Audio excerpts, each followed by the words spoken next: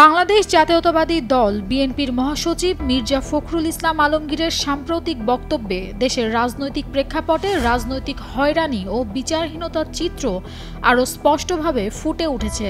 মঙ্গলবার দিবাগত রাতে নিজের ভেরিফাইড ফেসবুক অ্যাকাউন্টে তিনি একটি ব্যাগের ছবি পোস্ট করে লিখেছেন, নিরপরাধ মানুষকে হয়রানি করার নাম রাজনীতি নয়, আমরা ইনসাফের রাজনীতি প্রতিষ্ঠিত করতে চাই।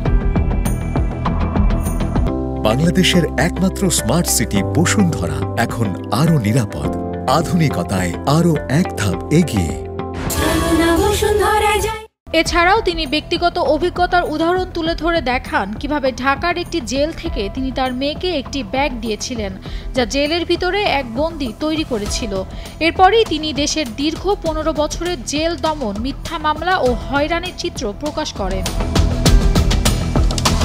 তিনি জানান, তার বিরুদ্ধে আওয়ামী লীগের করা 110টির বেশি মিথ্যা মামলা ছিল।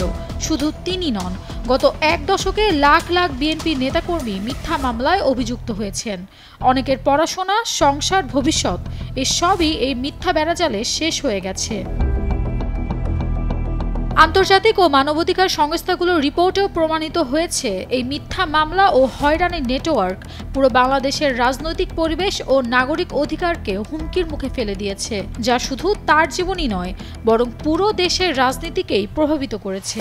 বিশেষ করে শেখ হাসিনার শাসনামলের পর থেকে রাজনৈতিক হয়রানি ও গুমের চিত্র আরও স্পষ্ট হয়েছে। জাতিসংঘের মানবাধিকার বিষয়ক হাই কমিশনার OHCHR এর একটি স্বাধীন তদন্তে বলা হয়েছে, 2024 সালের 1 জুলাই থেকে 15 আগস্টের মধ্যে দেশের বিভিন্ন স্থানে ব্যাপক মানবাধিকার লঙ্ঘনের প্রমাণ পাওয়া গেছে। এর মধ্যে রয়েছে বিচার বহির্ভূত হত্যাকাণ্ড, অভিযোগ ছাড়াই গ্রেফতার এবং আটক ও নির্যাতন। তদন্তে আরও জানা গেছে 3500-এরও বেশি অপসারণের অভিযোগ উঠেছে। ফখরুল লিখেছেন, এই পরিস্থিতি রাজনীতি নয়, বরং ইনসাফহীন দমন নীতি। আমরা প্রতিশোধে বিশ্বাসী নই, আমরা প্রকৃত অন্যায়কারীর বিরুদ্ধে মামলা করব এবং শান্তি নিশ্চিত করব। যে যেই অন্যায় করেনি তাকে সেই অন্যায়ের জন্য হয়রানি কেন করা হবে। তিনি দাবি জানিয়েছেন, আওয়ামী লীগের করা প্রতিটি মিথ্যা এবং হয়রানিমূলক মামলা প্রত্যাহার করতে হবে এবং দেশের আইনের শাসন নিশ্চিত করতে হবে।